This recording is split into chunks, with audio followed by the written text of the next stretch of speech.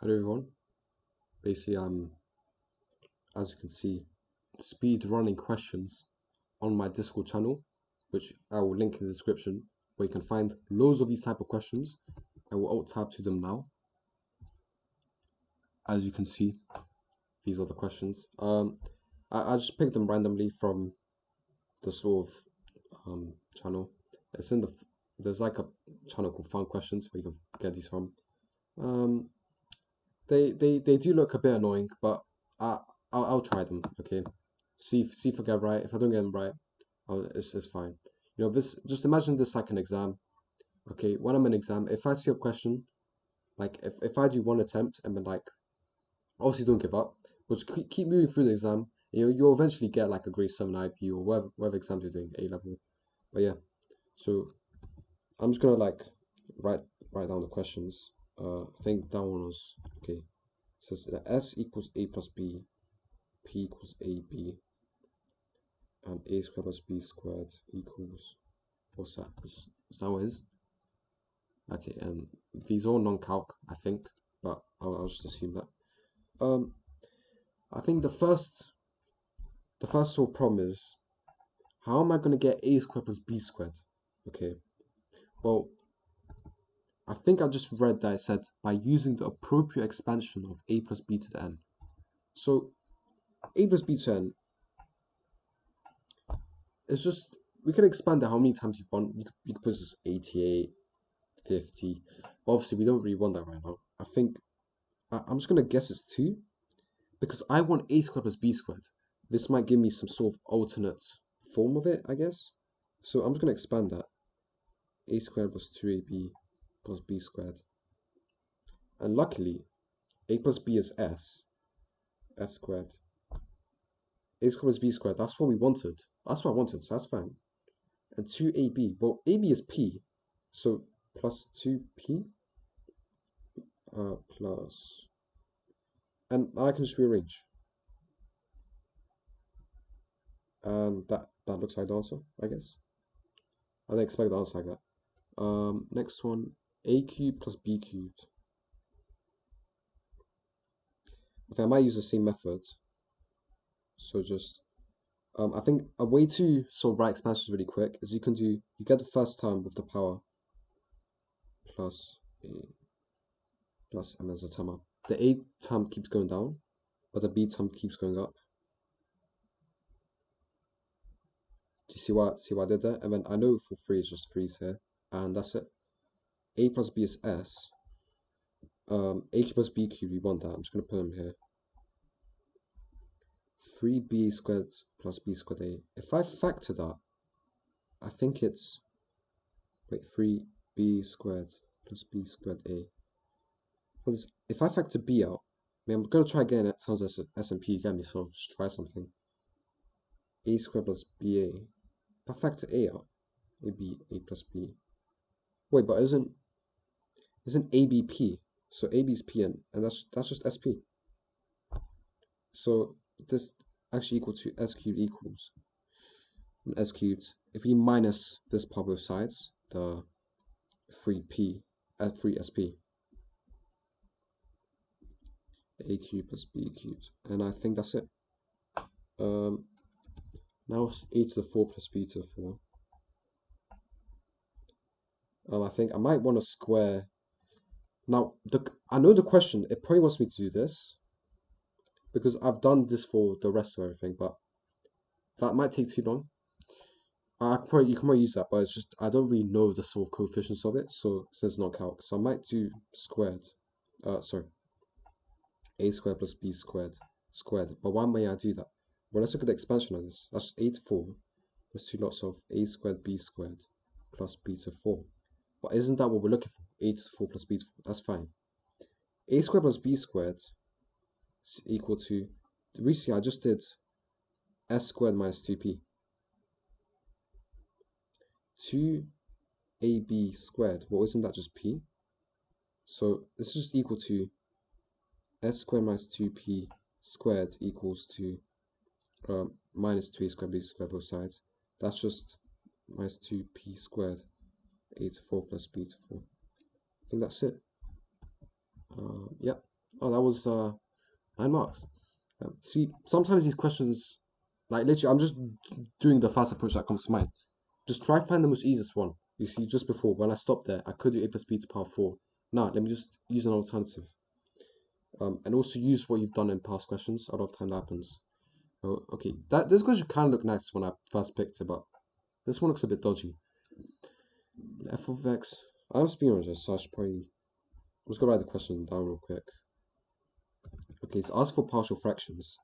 I know that I can do over x plus 1 because this is factored into x plus 1, x minus 1. I'm going to use the equidistant symbol. This is just to show equality of both sides.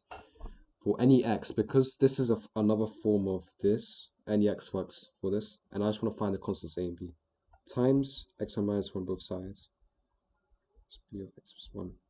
What I did there, I can just cross multiply to get the fraction, to cancel out the fractions, because I'm timesing square minus 1 both sides. Always use that method, it's quick. The x equals 1. 1 b 2 b equals a half. Let a the x equal minus 1 to cancel out the b. A minus 2. So yeah, a equals minus a half. And remember, this is true for everything. You put any x and this works. So f of x is equal to, we said a of x plus 1 plus b of x minus 1.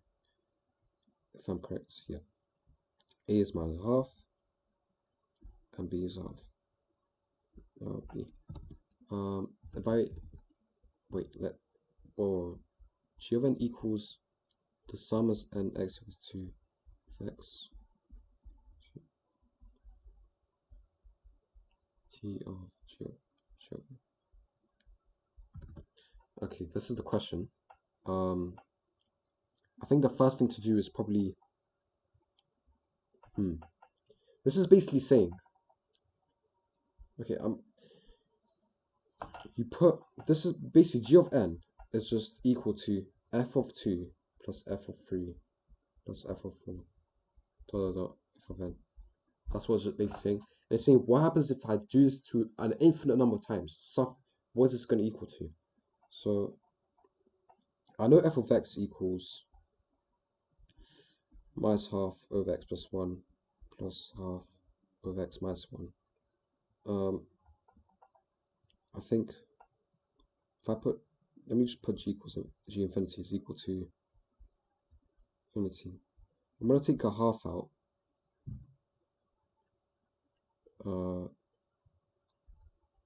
S equals 2 of, I'm gonna switch these around just to make it look nice. 1 of x minus 1. I just took the half out, okay. Minus sum to infinity x equals 2 to infinity of 1 over x plus 1. I've literally just rearranged. Okay. Well, let me explain this part. So you may be questioning how the hell did I get from f of x to that? I just took this. I put n equals infinity. I put this thing is basically the same as the sum of x equals 2 to infinity of this part minus that. You can actually split them because they're two separate things. If they were multiplying, you can't split them. Just so you know. If this was like this times x, you can't just take the x out and do sum of that. I think at least. I think I might put some numbers in. Let's see. Sum to infinity x equals to 1 of x minus 1 is equal to, you put 2 in. Oh my god, I'm going to get 1 plus, you put 3 in, half, a third, a fourth, a fifth, dot dot dot. Okay, what does that tell us? It's getting small. It's getting small. But then we might see the other sum, so I might also evaluate that. Just to see what happens. I just want to see what happens. Be 1 over 3 plus 1 over 4 plus 1 over 5 plus 1. Yeah, I'm just going to say 1 over 5 because I did forever. But there's something I notice here. If I minus these, what do I notice? You get 1 because 1 minus nothing is just 1. Remember, think of this as like I'm minusing with, you'll see a sec. It's equal to, so we're going to get 1. Now, this half, there's nothing there to minus it with, so 1 plus a half plus. Now this third cancels out with this third because the third minus third is 0. 0 plus this fourth minus this fourth is 0 plus 0 dot dot dot. So they all cancel. Now this is good because now I'm just left with 1. Wait, I'm left with 1 plus a half, which equals 3 over 2. Now going back to our G1 infinity sort of formula we made, we said a half of those two sums minus. Well, we just did that. It's 3 over 2, and then a half of that.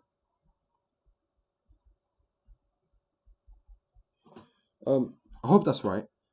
That's my approach. But I'll probably check later what else. I might post what else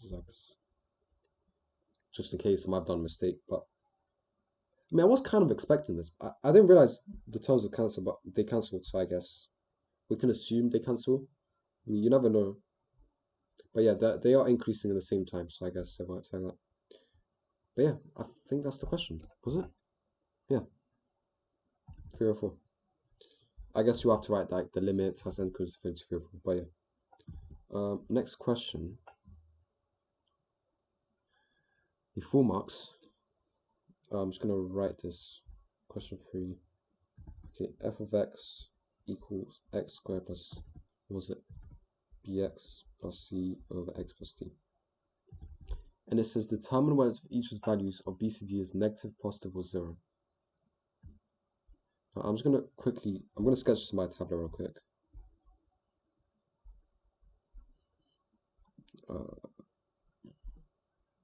Okay, right. So I want to know for b, c, d if they're greater than 0, less than 0, or they're 0. Is that? Yeah. Okay.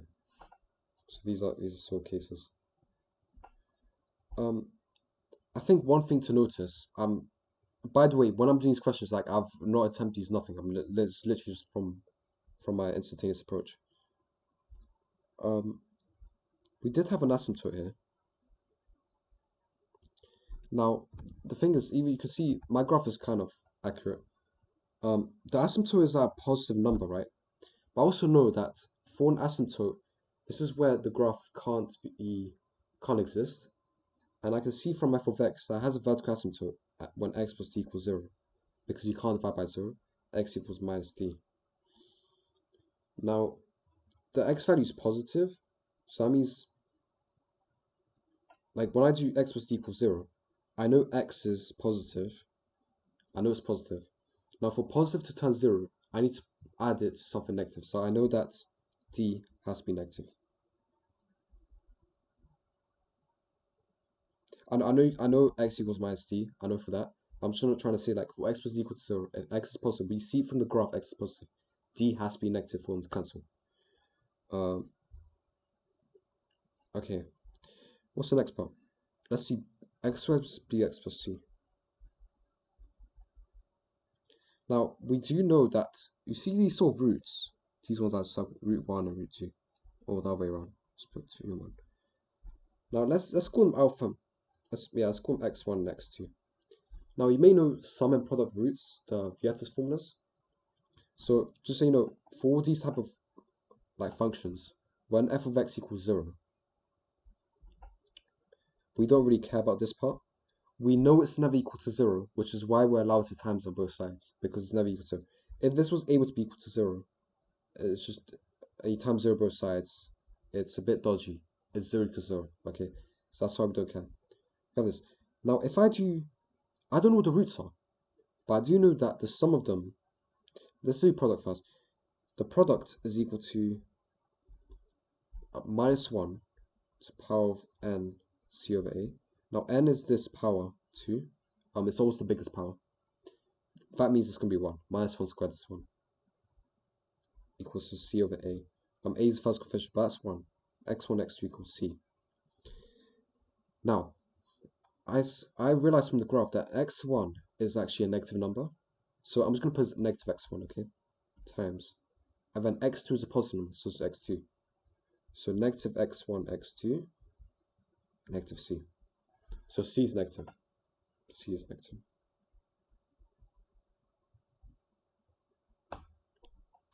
if you look at the sum of the roots, which is going to be x1 plus x, I'm not gonna put a negative. I'm just gonna like, this is just the general form, and then I'll put that negative in a sec. X2 is equal to minus b of a, always. Like I said, a is 1, so it's just minus b. Okay. Now, I was gonna think about this. Minus b of a. X1 is negative, like we said, plus x2 is equal to, let's say, negative b. Now, if we think about this,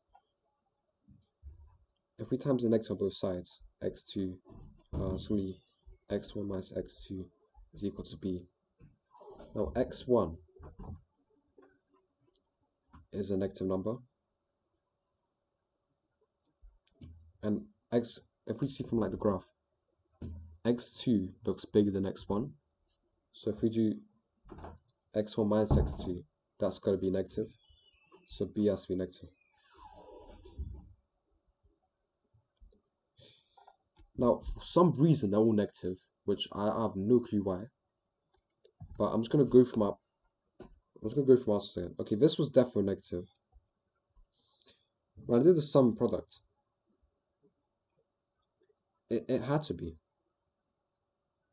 x plus b, x plus c. Oh wait.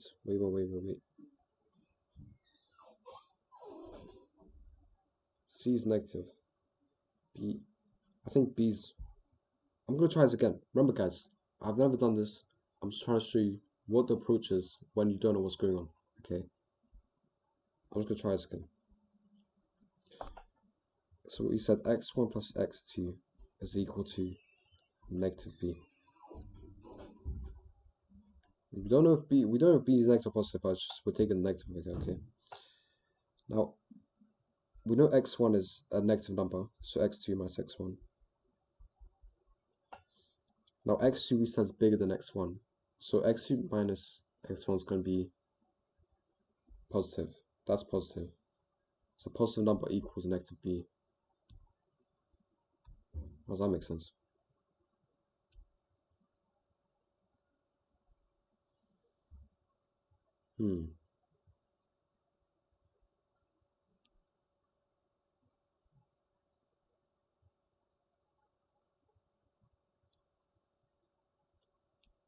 Wait. Think I have an idea. But yeah, this does say that. Yeah, I think b is negative. It should be. Wait, you know what, guys? I'm gonna try Desmos. F x equals x minus b x. If I put some Desmos, let's see what happens. Oh, sorry.